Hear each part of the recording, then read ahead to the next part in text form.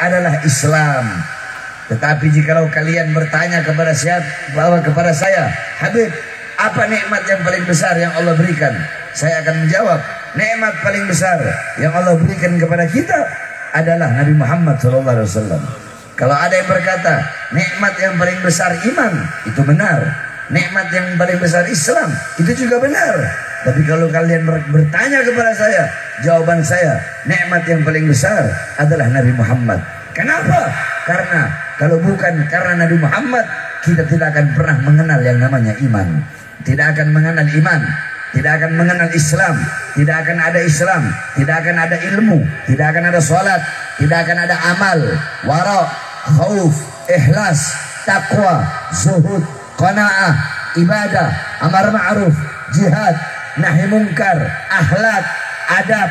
Tidak akan ada itu semua kalau bukan karena baginda Nabi besar Muhammad sallallahu alaihi wasallam.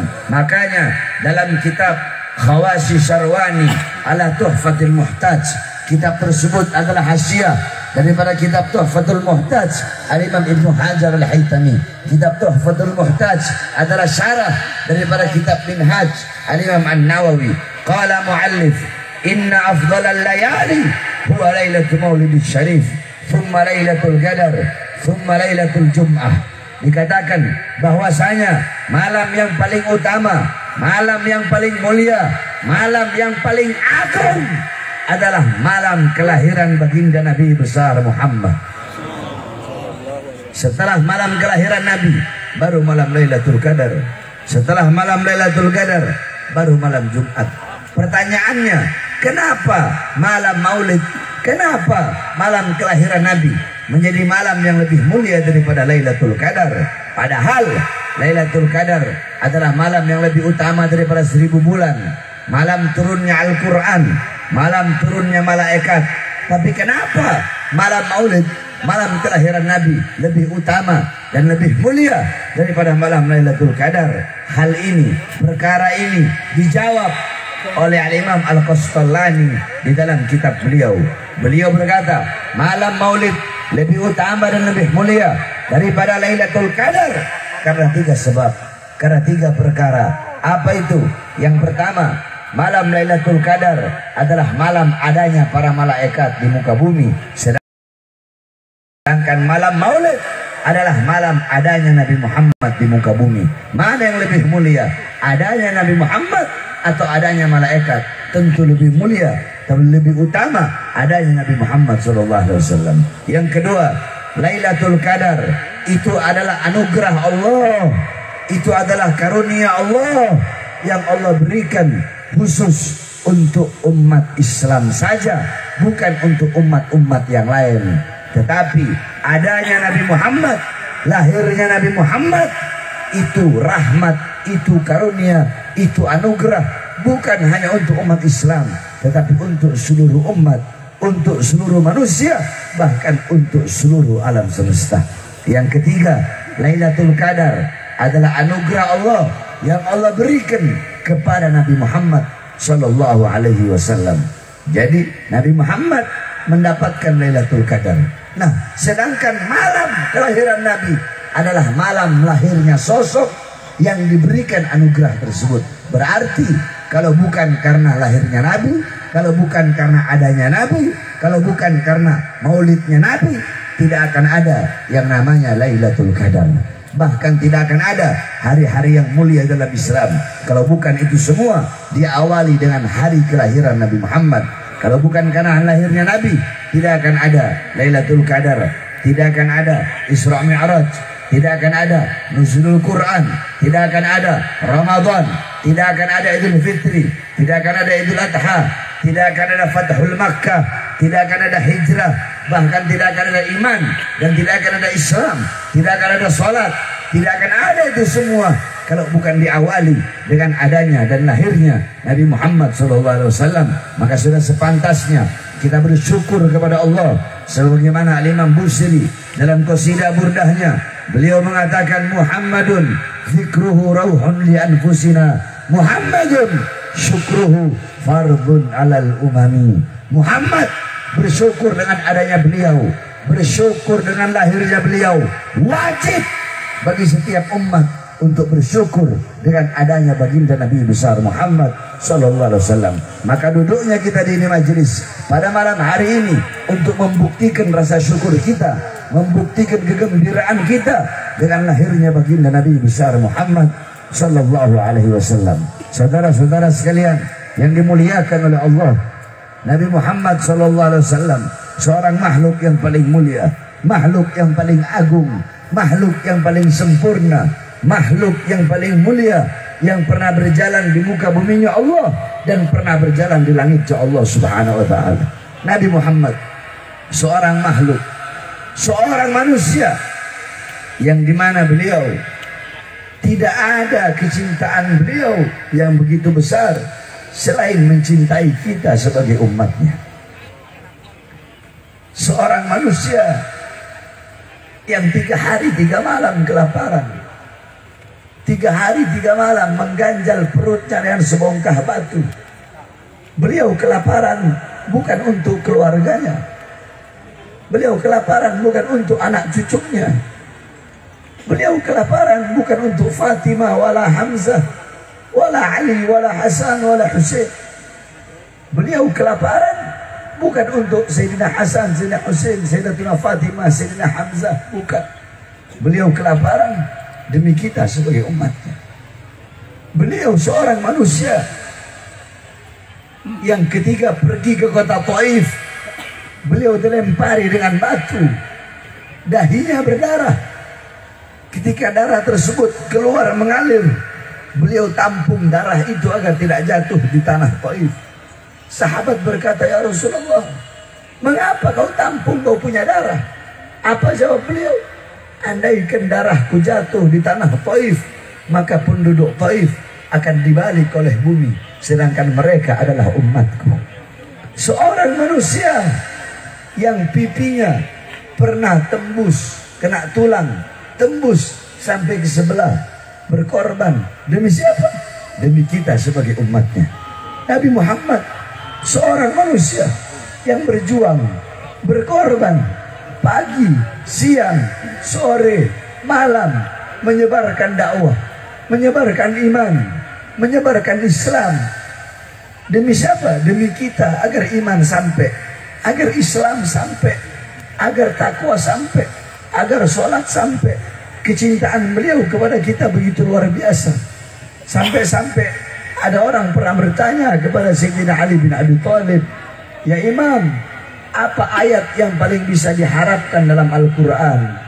Apa ayat yang paling bisa diharapkan dalam Al-Quran? Beliau bawa ayat yang paling bisa diharapkan dalam Al-Quran, wala sawfa yu'tika rabbuka fatardha.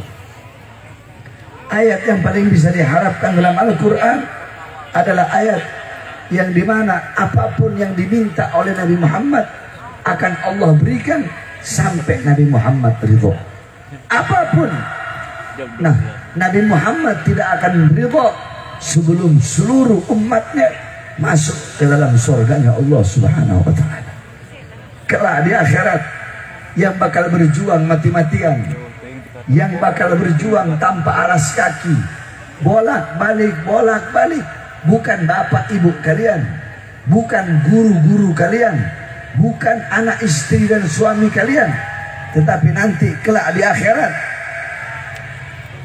Kalau masih ada yang ngomong, saya tutup, saya pulang.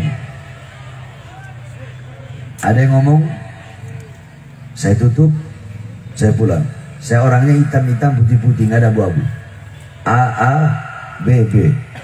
Sekali lagi saya dengar ada yang ngomong, saya tutup, saya pulang. Saya datang kemari jauh-jauh untuk memberikan ilmu, bukan mau mendengar. Kalau ada yang mau ngomong, duduk sini ceramah. Saya orangnya begini. Tolong jangan ada yang ngomong. Dengarkan apa yang saya sampaikan.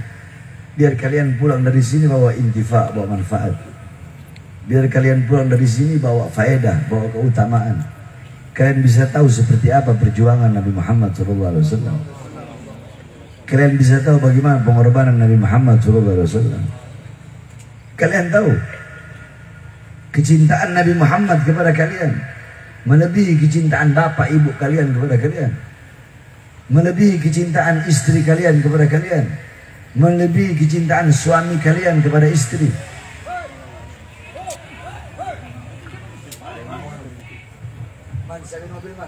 Tolong Laskar disterilkan. Mohon dengan sangat hargai dan hormati Habibana dan yang lainnya. Putar balik mobil, anak pulang. Mobil putar balik. Ada yang ngomong, mobil putar balik. Laskar, tolong sterilkan Laskar.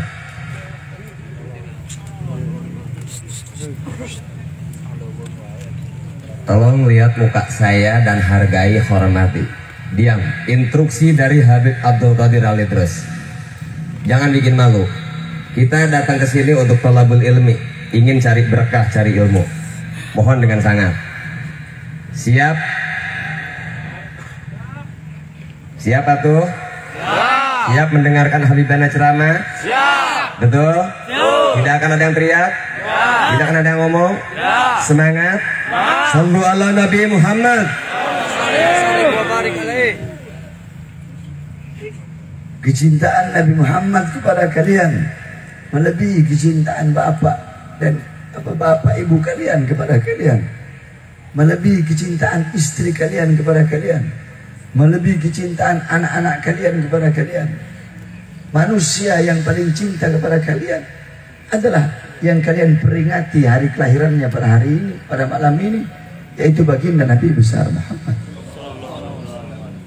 Sampai-sampai kalian tahu, qala Imam Ali bin Abi Thalib, inna Rasulullah sallallahu alaihi wasallam fi akhir nafsi harrakat syafataihi marratain falqaitu sam'i fasamituhu yaqulu ummati ummati faqubida Rasulullah sallallahu alaihi wasallam.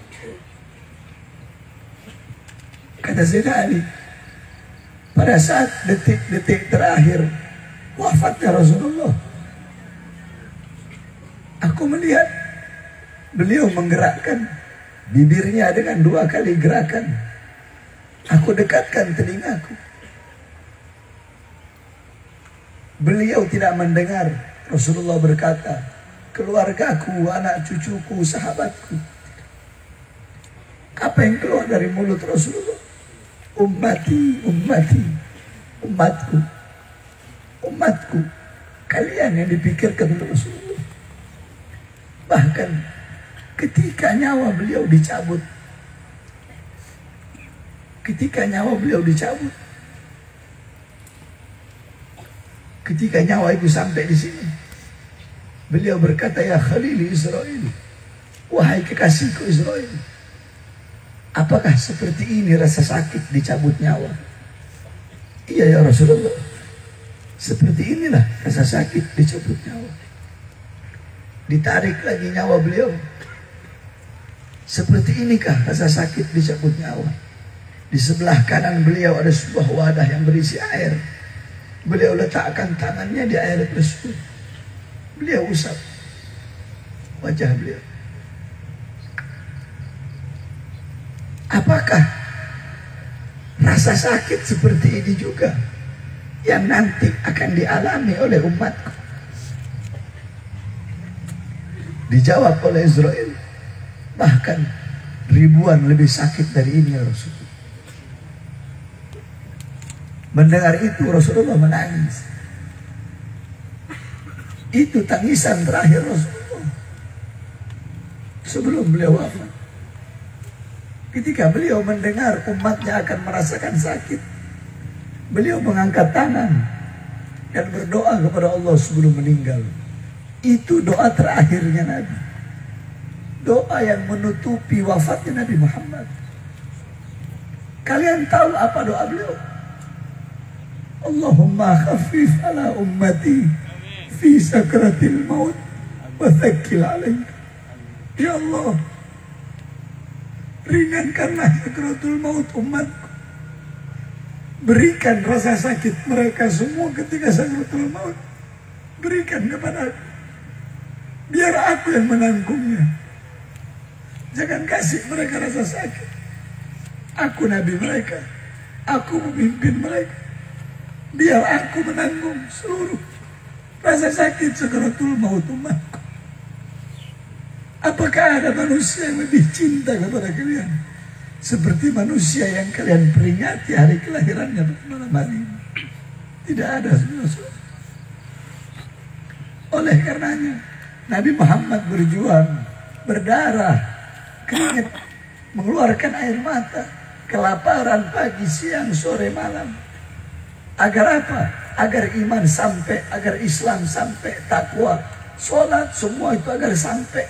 Ketika itu semua sampai, jaga baik-baik. Jangan engkau sia-siakan dan jangan engkau campakkan. Karena itu semua berkat perjuangan daripada baginda Nabi besar Muhammad Sallallahu Alaihi Wasallam. Wasiat saya terakhir sebelum saya tutup, ini wasiat khusus untuk para pemuda-pemudi terutama. Wahai para pemuda-pemudi Islam, kalian selalu ingat slogan yang selalu saya sampaikan. Kalian selalu ingat wasiat dan nasihat yang selalu saya sampaikan. Siru wala takif. Maju terus. Jangan pernah mundur di dalam berjuang di jalan Allah Subhanahu wa taala. Saudara-saudara, berjuang di jalan Allah adalah kewajiban kita. Saya keluar balik, masuk, keluar masuk penjara, keluar masuk penjara. Demi apa? Demi diri saya. Demi anak saya, demi istri saya. Tahun 2020 saya keluar. Anak saya masih ada umur 6 bulan. 2 hari saya bebas. Saya sudah ceramah.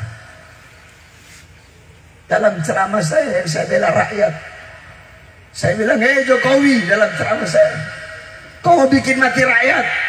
Ketika itu corona, rakyat kau kurung dalam rumah, tidak kau kasih uang, tidak kau kasih makan. Mal-mal besar buka, punya asing buka, tetapi toko-toko kecil mulai pribumi kau tutup. Berapa banyak pengangguran di Indonesia? Akan tetapi tenaga kerja di musim corona kau kirim terus dari asing. Itu isi ceramah saya yang menyebabkan saya baru 2 hari keluar udah masuk lagi. Saya tanya, siapa yang saya bela? Rakyat apa bukan? Ya. Jawab yang keras. Ya. Siapa yang saya bela? Ya. Siapa yang saya bela? Ya. Saya dibawa ke Nusa Kambangan, saudara-saudara. Diborgol kedua tangan saya. Diborgol perut saya. Diborgol kaki saya. Saya dibikin seperti penjahat besar. Saya dibikin seperti bandar narkoba. Saya dibikin seperti pembunuh berantai. Saya dibikin seperti teroris. Kedua tangan saya, perut saya, kaki saya diborgol 3-tiganya. Itu sipir sampai saking ada yang ketakutan, dia minta izin dulu untuk borgol. Beb, saya izin, Beb. Yuk, Beb, saya orang NU. Saya tahu, Beb, saya cinta sama Habib, tapi ini tugas. Saya minta ampun, Beb, saya takut kualat sama Habib. Nggak apa-apa, silakan. Diborgol tangan, perut, sampai kaki. Saya tanya kepada dia, kamu setiap sholat baca sholawat? Baca, Beb. Apa sholawat yang kamu baca? Sholawat Ibrahimiyah. Sah nggak sholat kamu kalau nggak baca sholawat? Nggak sah, Beb. Apa sholawatnya? Allahumma sholli ala sayyidina Muhammad wa ala ali sayyidina Muhammad kama shallaita ala sayyidina Ibrahim wa ala ali sayyidina Ibrahim. Tahukah kamu siapa Ali Muhammad dalam sholawat tersebut? Ali Muhammad dalam sholawat yang kau baca setiap sholat adalah orang yang kau borgol di depan engkau.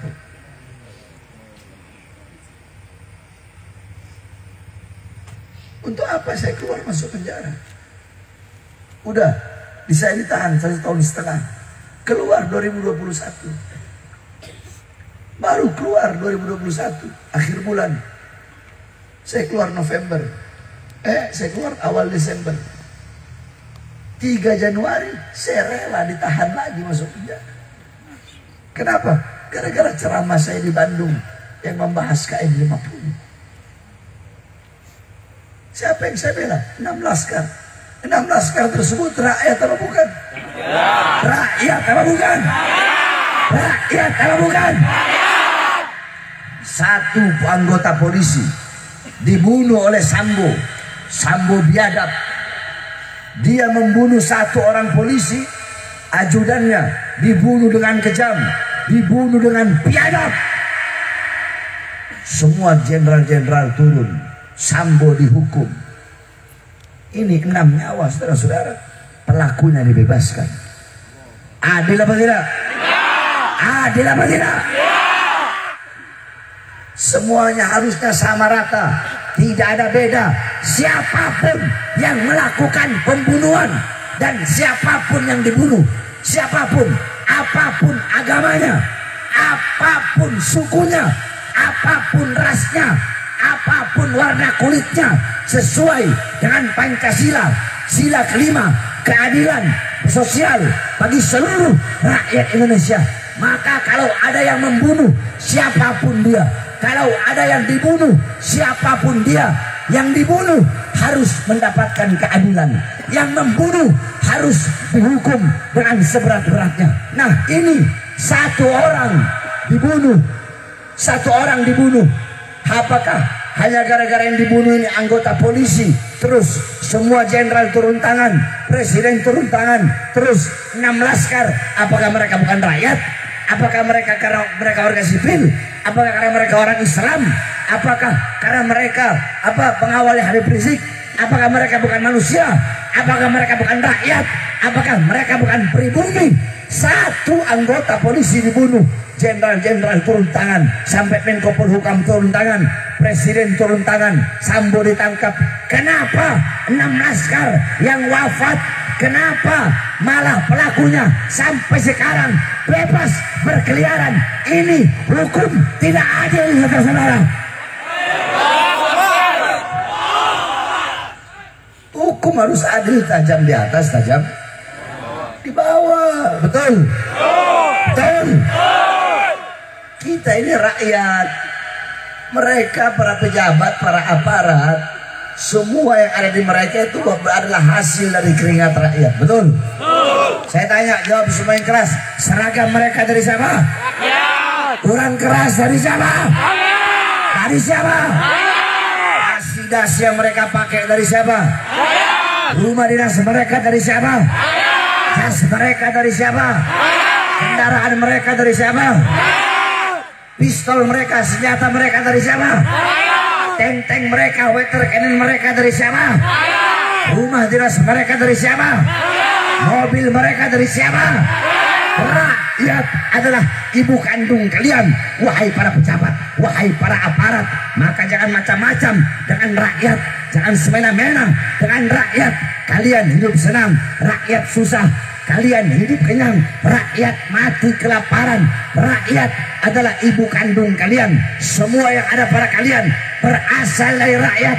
Maka tidak pantas seorang anak durhaka kepada ibu kandungnya. Oleh karenanya saya, Bahar bin Smith, tidak ada namanya kata kapok. Tidak ada kata kapok. Tidak ada kata lelah. Tidak ada kata capek mau keluar masuk penjara demi membela rakyat, demi membela agama, demi membela bangsa. Jangankan hanya di penjara, nyawa saya, jiwa saya murah harganya. Makanya saya ajak seluruh pemuda-pemudi Islam, sir wala takif, maju terus, berjuang untuk agama, berjuang untuk bangsa, berjuang untuk negara, berjuang untuk negara yang kita cintai ini. Lawan para pengkhianat-pengkhianat bangsa, lawan para pejabat-pejabat biadab, lawan para koruptor-koruptor. Jangan pernah engkau takut untuk menyampaikan kebenaran. Jangan pernah engkau mundur untuk menyuarakan kebenaran dan menyampaikan kebenaran. Saudara-saudara, berhenti kita mati, mundur kita hancur. Maka sampaikan kepada mereka, hei kalian para pengkhianat-pengkhianat bangsa, hei kalian yang suka menindas rakyat. Saya tanya sekarang, BBM naik, enak apa tidak? Tidak. Susah apa enggak? Susah apa enggak? Kalian rakyat, saya rakyat. kita semua merasakan. Susah apa tidak? Susah apa tidak? Jawab yang keras, susah apa tidak? Ibu-ibu, semua jawab ibu-ibu. Belanjaan sembako, minyak goreng, cabai dan yang lain-lain, semuanya naik. Ibu-ibu, susah apa tidak? Woi, saya nggak tanya sama laki-laki, ibu-ibu. Susah apa tidak? Susah apa tidak? Enak. Nah, kita rakyat, maka sampaikan, hei kalian yang suka menyusahkan rakyat, yang suka mengeluarkan kebijakan-kebijakan yang menyusahkan rakyat, yang menyengsarakan rakyat, kami pemuda-pemudi Islam bersumpah, demi Allah, selama darah kami masih merah, tulang kami masih putih, merah putih, maka kami tidak akan berhenti menyampaikan kebenaran, menyuarakan kebenaran, melawan kezaliman, tidak akan pernah menundukkan kepala. Kami akan tegak berdiri, tidak akan berhenti sampai mati, tidak akan mundur sampai hancur untuk melawan kezaliman, melawan kemungkaran, melawan ketidakadilan sampai titik darah penghabisan. Anak-anak muda Islam siap berjuang, siap berjuang, siap berjuang, siap sampaikan kebenaran, siap suarakan kebenaran. Allahu Akbar. Kau tahu? Dipikir Pak Habib Smith mau kapok. Kalian pikir, oh Habib Bahar ceramahnya ini lembut lagi. Kenapa? Habib Bahar takut masuk penjara. Sudah berkali-kali saya masuk penjara, capek masuk penjara. Mungkin yang masukin saya ke penjara juga udah capek kan. Cuma kadang begitu. Banyak orang munafik. Saya dalam penjara, saya sidang, ya, itu pada yang hadir 100 orang. Saya hadir di sini maulid, banyak kalian ribuan. Kemana kalian untuk saya di penjara? Jangan ketawa. Jauh. Jauh. Terus ngomong, berani mati demi Habib, bela Habib, nyawa kami korbankan. Datang ke penjara aja enggak kalian? Besuk aja enggak? Sidang aja enggak? Ikut sidang, hadir sidang aja enggak kalian? Justru datang kebanyakan ibu-ibu. Ganti, jangan pakai sarung, pakai BH kalian. Kalian pikir saya bilang, oh enggak ada. Munafik semua kau ini. Sama, bukan hanya acara di sini. Di setiap saya acara baru keluar penjara begitu.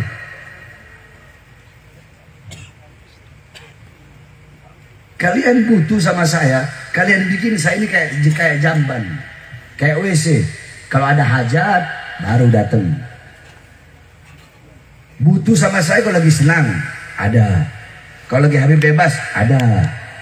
Ketika saya lagi susah, ketika saya lagi di penjara, kemana kalian? Hah? Padahal saya penjara yang saya bela kalian. Jadi jangan cengar-cengir, jangan cengar-cengir, jangan. Butuh sama habaib kalau ada maunya aja. Mengundang, butuh. Giliran habaibnya yang berjuang mati-matian masuk penjara, kelihatan batang hidungnya aja enggak kalian. Alasan jauh. Saya dari Jakarta, dari Pondok kemarin nggak jauh. Untuk menyampaikan ilmu, untuk menyampaikan kebenaran kepada kalian.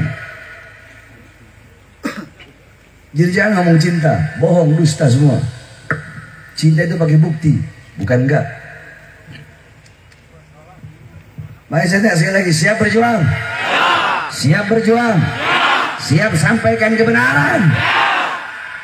Saudara-saudara, suara-suara kebenaran yang saya sampaikan selama ini bagi para pengkhianat bangsa, bagi para pemerintah-pemerintah yang suka menyengsarakan rakyat, suara-suara kebenaran yang saya sampaikan itu akan membuat tidur mereka tidak nyenyak. Itu akan menjadi mimpi buruk bagi mereka. Itu akan membuat mereka terkenang-kenang, mengingat-ingat akan dosa-dosa yang telah mereka lakukan kepada rakyat, kepada umat. Suara kebenaran yang saya sampaikan tidak akan pernah bisa hilang, tidak akan pernah bisa dipenjarakan. Badan saya jasad saya bisa dipenjarakan, tetapi demi Allah, suara-suara kebenaran yang selama ini saya sampaikan, yang selama ini saya gaungkan, suara-suara kebenaran yang selama ini saya sampaikan di mimbar-mimbar, di pondok-pondok pesantren, di masjid-masjid, di desa-desa, di kampung-kampung, di kota-kota, di setiap daerah, di seluruh Indonesia. Walaupun jasad saya kalian penjarakan, tapi demi Allah, suara kebenaran yang saya sampaikan tidak akan pernah hilang selama-lamanya, sepanjang zaman, saudara-saudara. Makanya tidak ada kata capek, tidak ada kata kapok, tidak ada kata capek, tidak ada kata lelah. Jangankan hanya di penjara, sekalipun saya harus dicincang-cincang. Lau gata'tani irban. Dengarkan para pengkhianat bangsa, dengarkan para musuh-musuh agama, dengarkan wahai orang-orang munafik, dengarkan wahai yang tamak dan rakus dengan kekayaan, yang rakus dengan pangkat dan jabatan, sehingga kalian menghalalkan segala cara, sehingga rakyat yang kalian korbankan, sehingga negara yang kalian korbankan, sehingga Indonesia yang kalian korbankan, sehingga merah putih yang kalian korbankan. Dengarkan kata-kata saya, lau gata'tumuni irban. Sekalipun kalian memotong tubuh saya menjadi beberapa bagian, menjadi beberapa potongan, sekalipun kalian cincang-cincang tubuh saya agar saya berhenti menyampaikan kebenaran, agar saya berhenti menggaungkan kebenaran, agar saya berhenti membela rakyat yang susah kelaparan, demi Allah, dengarkan. Walaupun badan saya, jasad saya kalian belah-belah, kalian cincang-cincang, demi Allah, saya tidak akan pernah diam, saya tidak akan pernah bungkam. Semakin kalian justru, semakin kalian cincang, semakin kalian potong-potong, semakin kalian belah, kalian potong-potong, kalian cincang-cincang jasad saya tidak akan diam, saya tidak akan bungkam, saya tidak akan berhenti menyuarakan kebenaran. Justru semakin dicincang, semakin dipotong-potong, saya akan semakin menyuarakan dan menggaungkan kebenaran. Siap sampaikan kebenaran, siap berjuang, siap berjuang untuk Allah, siap berjuang untuk Islam, siap berjuang untuk NKRI. Allahu Akbar. Jadi jangan mau ajarin kita orang ini tentang nasionalisme. Saya heran sama pejabat-pejabat sekarang. Banyak pejabat mau ngajarin kita orang tentang nasionalisme. Contohlah saya yang santri. Saya bukan ulama, saya nggak ngaku ulama, saya santri. Sampai sekarang masih jadi santri. Ada pejabat ngomong kita sebagai warga Indonesia harus nasionalisme. Apalagi para ulama-ulamanya. Kalau ada yang ngomong begitu sama Bahar bin Smith, sama kayak telur ayam ngajarin ayam. Dia belum belajar nasionalisme, kita orang di pondok pesantren udah tahu apa itu nasionalisme. Sebab nasionalisme itu lahirnya dari rahim Islam. Jadi kalau ada ustadz, kiai, habaib, nggak usah diajarin nasionalisme, betul? Kalau ada pejabat ngajarin ulama nasionalisme, itu namanya telur ayam ngajarin ayam. Masih mending kalau pejabatnya baik. Kalau pejabatnya rusak, yang ngomong pejabat rusak, pejabat buruk, pejabat yang suka korupsi, pejabat yang suka menyengsarakan rakyat, mau ngajarin ulama, bukan telur ayam ngajarin ayam lagi, tai ayam ngajarin ayam. Paham?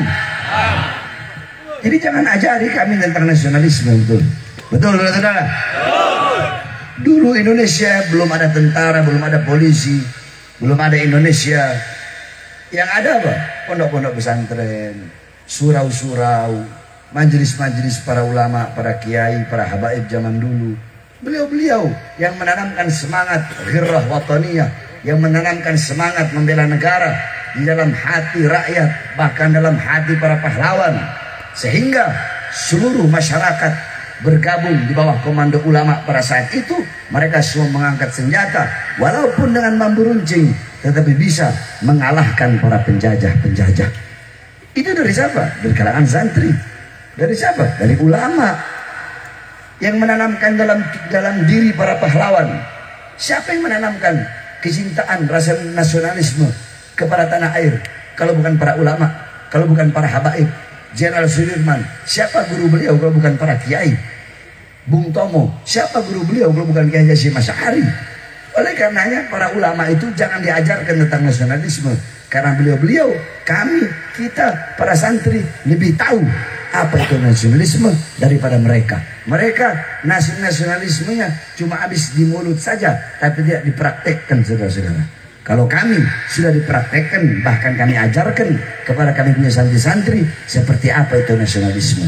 Nasionalisme itu apa? Nasionalisme dalam kitab dijelaskan, nasionalisme itu adalah rela susah asal bangsanya senang, rela miskin asal bangsanya kaya, rela mati asal bangsa dan rakyatnya hidup.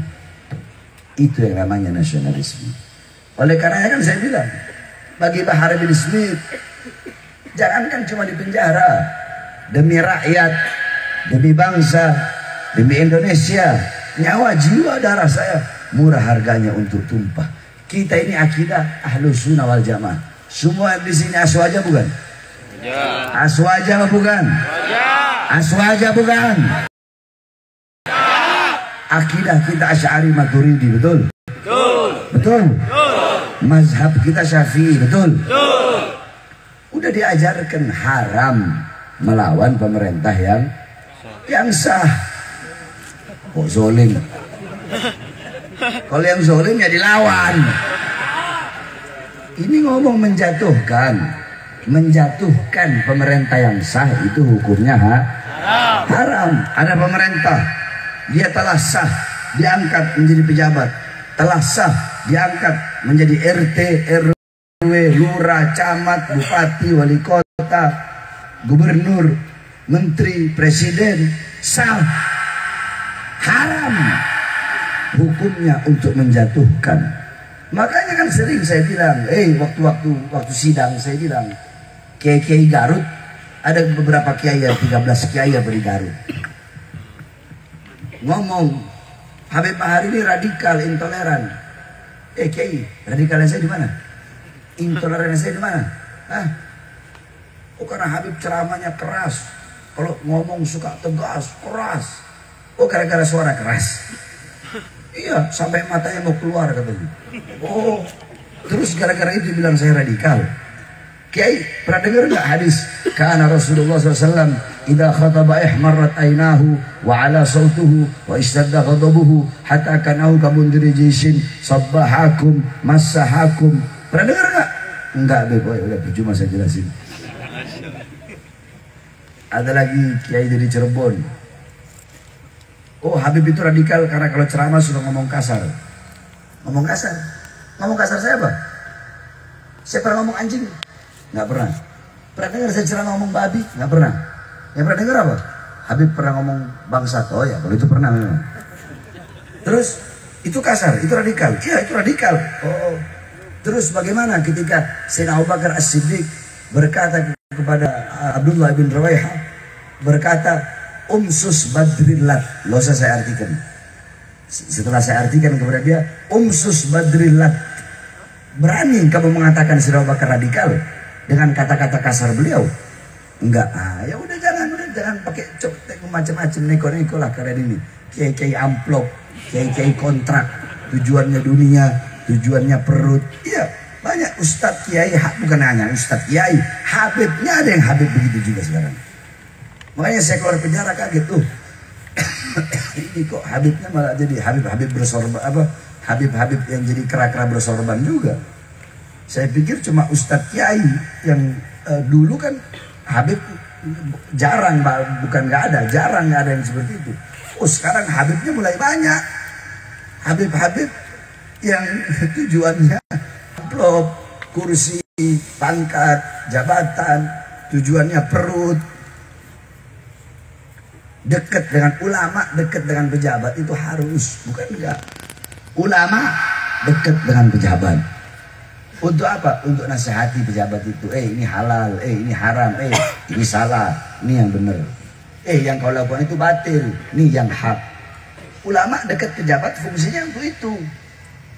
Jangan menjadi alimun alladzi yaj'alu ilmahu tabi'an li ra'yil muluk. Jangan menjadi orang berilmu yang ilmunya untuk mengikuti kemauan para penguasa. Penguasa mau A, ini ulama, ini ustadz, ini kiai, ini habib tahu A ini salah. Bukan enggak, dia tahu ini salah, tapi bagaimana caranya yang salah itu jadi benar. Dia tahu ini haram, tapi namanya ngikutin majikannya, kiainya jadi anjing-anjing pejabat, ustadznya, kiainya, habibnya yang dekat, yang harusnya mereka menasihati, yang harusnya mereka. Al-Imam Abu Aswad Ad-Du'ali mengatakan, al-ulama al-muluk hukamun 'alan nas, wal ulama hukamun 'alal muluk. Raja, penguasa, presiden, polisi, mereka bisa menghukum rakyat, mengatur rakyat. Terus siapa yang bisa mengatur mereka? Siapa yang bisa menghukum mereka? Para pejabat, para aparat. Al-ulama hukamun 'alal muluk. Para ulama lah yang bisa mengatur, yang bisa menghakimi, dan yang bisa menghukum mereka, para pejabat. Ulama dekat dengan pejabat wajib, harus.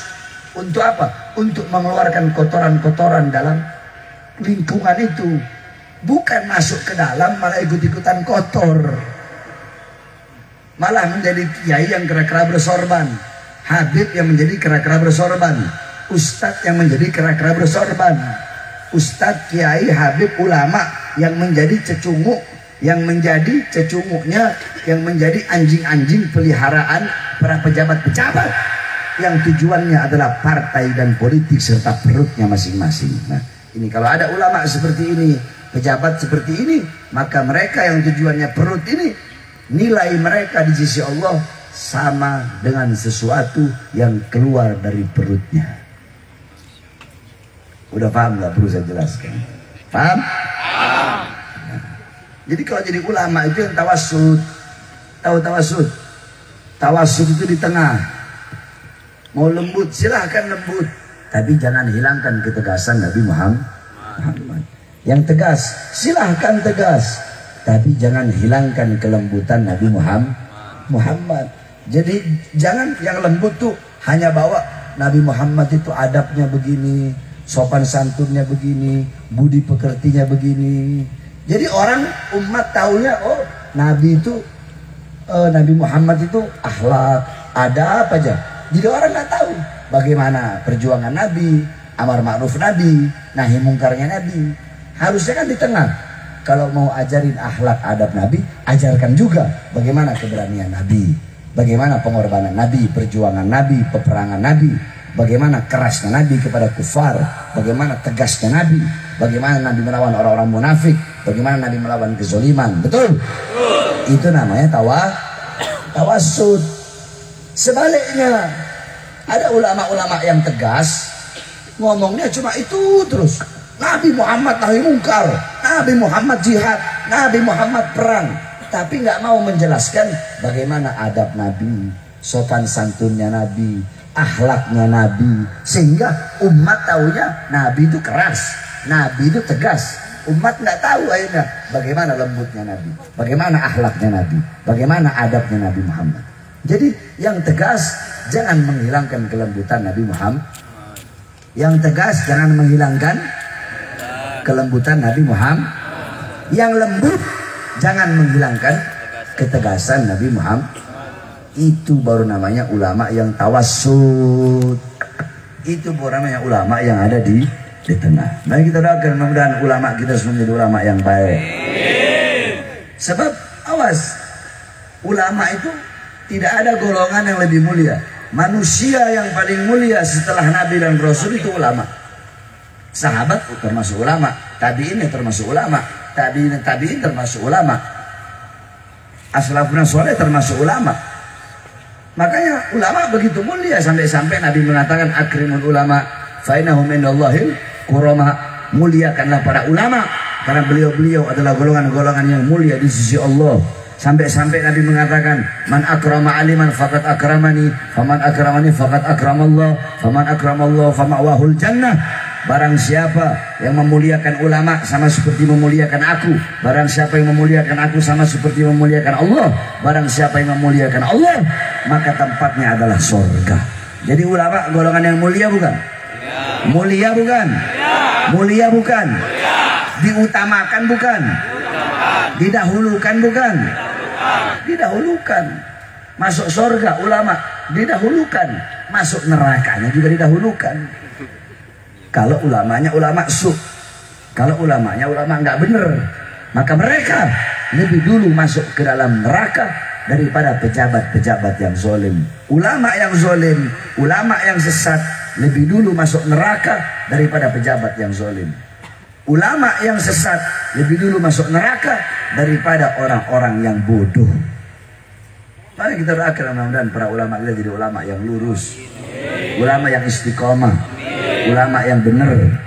Pejabat-pejabat kita, pemerintah kita juga kita doakan jadi pemerintah yang baik, jadi pejabat yang baik, yang peduli kepada rakyat, yang peduli kepada rakyat, yang pro kepada rakyat, bukan menyusahkan rakyat, bukan menyengsarakan rakyat. Tapi tetap kuncinya ada sama ulama. Imam Ghazali yang bilang, fasadur ra'iyah bifasadil muluk, wa fasadul muluk bifasadil ulama. Rusaknya rakyat, rusaknya negara karena rusaknya para pejabat. Rusaknya para pejabat karena rusaknya para ulama. Kenapa? Lianna katsir minal ulama tarkun nasiha li irsyad lahum. Banyak para ulama meninggalkan nasihat dan meninggalkan petunjuk kepada para pejabat. Kita doakan mudah-mudahan negara kita menjadi negara yang aman, negara yang damai, ulamanya bersatu, pejabatnya bersatu. Ya ulama sama pejabat harus bersatu. Tapi bagaimana mau bersatu? Ulama sama pejabat, ulamanya saling berantem, pejabat pemerintahnya saling berantem. Ulama saling berantem hanya gara-gara apa? Gara-gara beda majelis taklim, gara-gara beda guru, gara-gara beda pondok pesantren dulu, gara-gara beda bendera majelis taklim, saling berantem. Satu kampung ustadznya ada 3, saling berantem, saling iri, saling hasut. Iya kan? Ayo saya tanya kebanyakan. Contoh, di sini ada berapa ustadz? Kampung ada berapa? Sukasari ada berapa ustadznya? Kiainya? Ustadznya, ustadz kiai ada berapa? Hah? Kiainya? Kiainya 2. Ustadznya? Berapa semua kira-kira? Ulamanya ada berapa? 5. Jawab jujur ya. Yang orang sini 5 ini akur atau ada yang saling hasut, saling berantem? Jujur aja. Jangan ngomong akur, jangan bohong. Ada yang saling? Ada kan? Itu jujur aja. Kenapa? Ini satu kampung 1000 orang, ustadznya ada 5, ustadznya saling berantem, kiainya saling berantem. Nabi dan Rasul ada 3000 lebih. Andaikan diturunkan semuanya di Sukasari, Allah turunkan gitu, andaikan, maka 3000 Nabi dan Rasul itu nggak bakal saling berantem. Kenapa? Karena Nabi dan Rasul tujuannya Allah. Ini satu kampung udah ustadz dan 5 biji saling berantem lagi. Bagaimana mau bersatu? Jadi apapun warna benderanya, mau bendera majelis taklimnya merah, hijau, kuning, putih, harus bersatu. Kalau hanya berbeda masalah furu'iyah, masalah beda dulu mondoknya, tetap bersatu. Ulamanya bersatu. Begitu juga para pejabat. Ini beda partai politik, saling berantem pejabat sama pejabat. Jangankan beda partai, satu partai kadang saling berantem pejabat-pejabat. Kenapa? Berebutan kursi. Kenapa? Berebutan kedudukan. Kalau pejabat sama pejabatnya belum bisa bersatu, ulama sama ulamanya belum bisa bersatu, maka sampai kapanpun negara kita nggak bakal benar. Ulamanya harus bersatu, pejabat bersatu, ulama dan pejabat bersatu. Tapi ingat tetap, walaupun ulama dan pejabat bersatu, ulama harus tetap berada di atas para pemerintah. Ulama tetap berada di atas para pejabat, Karena memang fitrahnya sudah seperti itu. Nggak ada namanya ulama di bawah pejabat, itu nggak ada.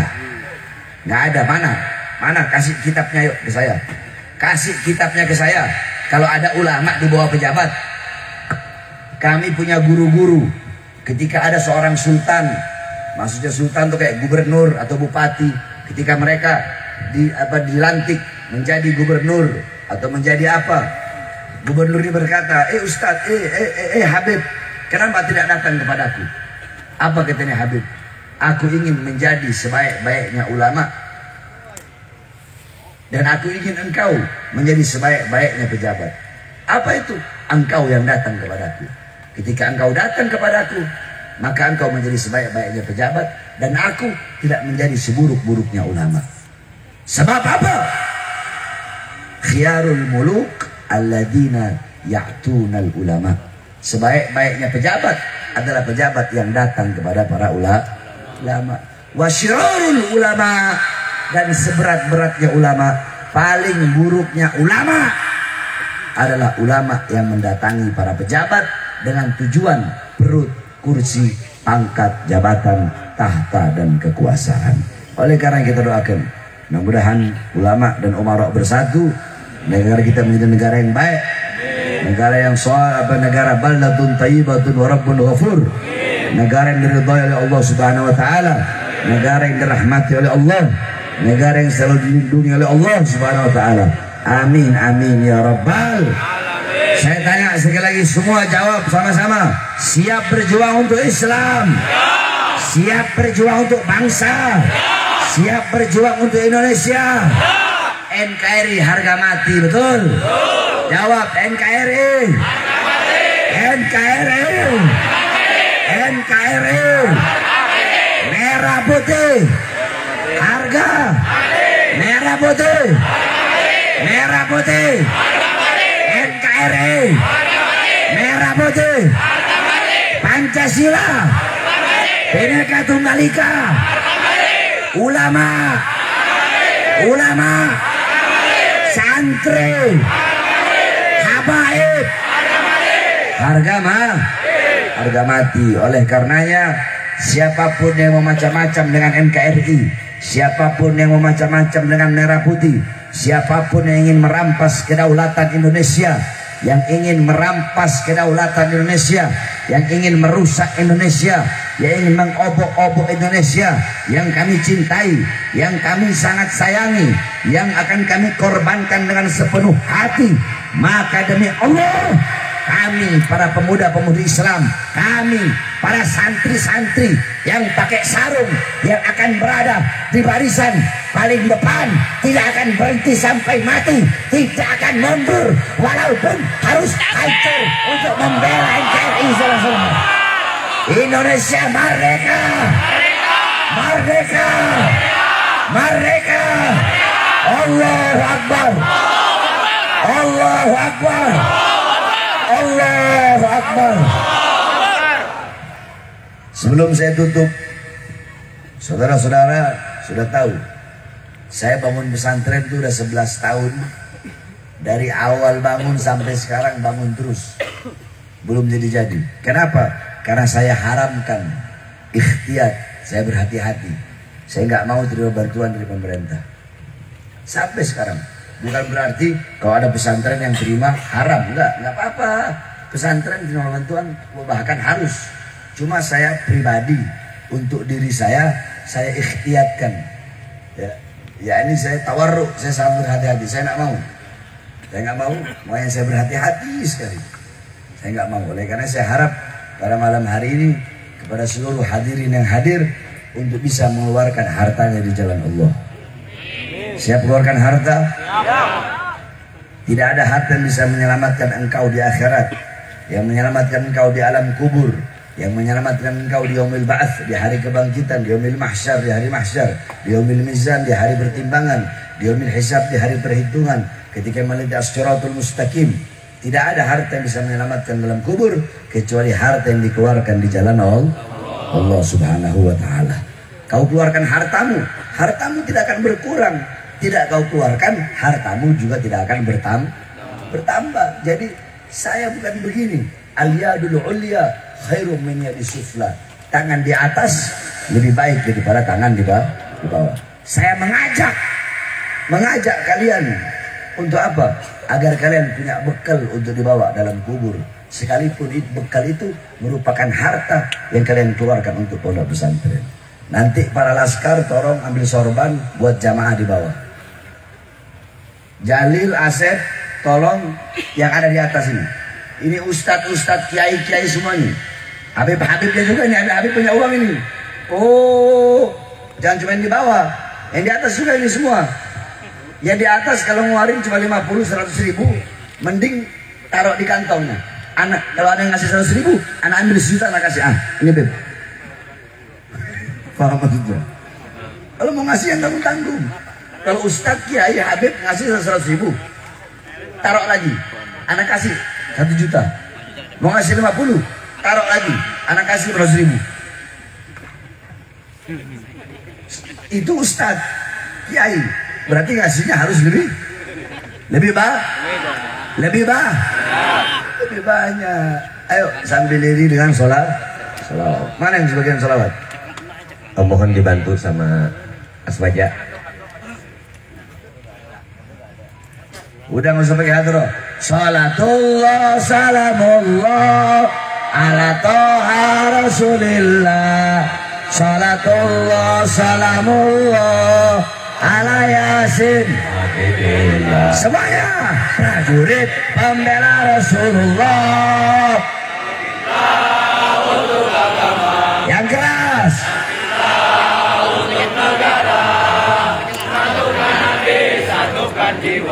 Yang keras.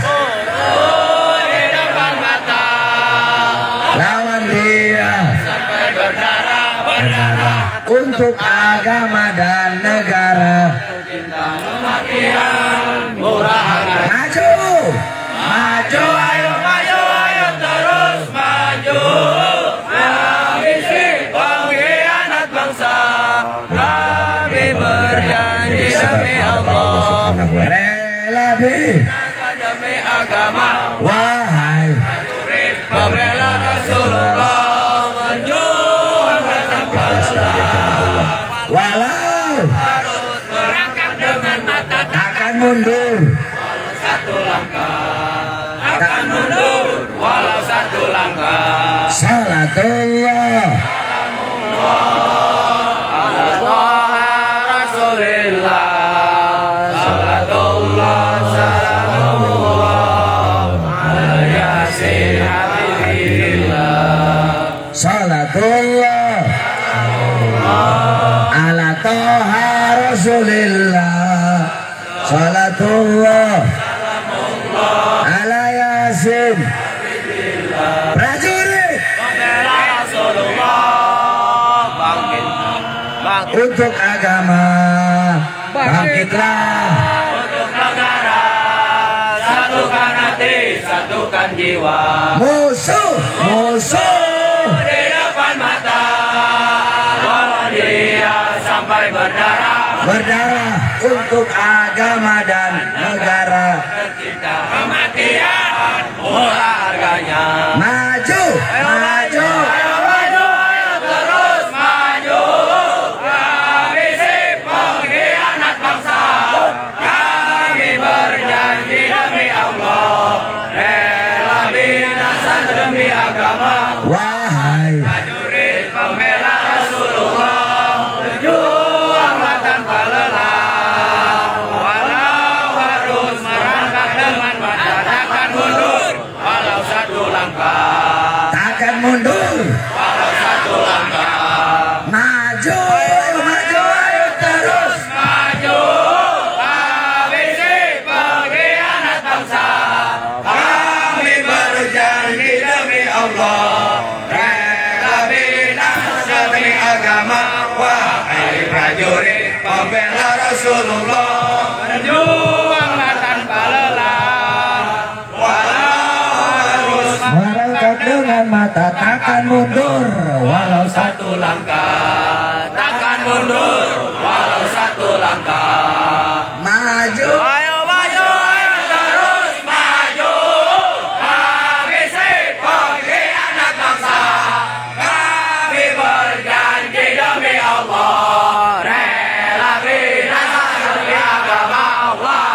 prajurit pembela Rasulullah, berjuang tanpa lelah. Walau harus berangkat dengan mata, takkan mundur walau satu langkah. Takkan mundur walau satu langkah. Maju, ayo maju, ayo terus maju. Habisi pengkhianat bangsa. Kami berjanji demi Allah, rela binasa demi agama. Wahai prajurit pembela Rasulullah, berjuanglah tanpa lelah. Walau harus merangkak dengan mata, takkan mundur walau satu langkah. Takkan mundur walau satu langkah. Maju, ayo maju, ayo terus maju. Kami berjanji demi Allah, rela binasa demi agama. Wahai prajurit pembela Rasulullah, berjuanglah tanpa lelah. Walau harus merangkak dengan mata, takkan mundur walau satu langkah. Takkan mundur walau satu langkah. Maju. Ayo maju, ayo terus maju. Habisi pengkhianat bangsa. Kami berjanji demi Allah, rela binasa demi agama. Wahai prajurit pembela Rasulullah, berjuanglah tanpa lelah. Walau harus merangkak dengan mata, takkan mundur walau satu langkah. Takkan mundur walau satu langkah. Maju, maju, ayo terus maju. Habisi pengkhianat bangsa. Kami berjanji demi Allah, rela binasa demi agama. Wahai prajurit pembela Rasulullah, berjuanglah tanpa lelah. Walau harus melangkah dengan mata, takkan mundur walau satu langkah. Takkan mundur walau satu langkah. Kalau musuh datang, maju atau mundur? Maju atau mundur? Lawan atau biarkan? Lawan atau biarkan? Siap hancur? Siap berangkat dengan mata? Siap mati? Siap hancur? Siap binasa? Allahu Akbar! Allahu Akbar! Indonesia merdeka! Merdeka! Merdeka! Allahu Akbar! Walafu minkum, wassalamualaikum warahmatullahi wabarakatuh. Ini sebuah ceramah yang pertama oleh Habibana kita tercinta. Semoga kita doakan semoga beliau sehat, panjang usia dan juga bisa bertemu kembali bersama kita. Amin ya rabbal alamin.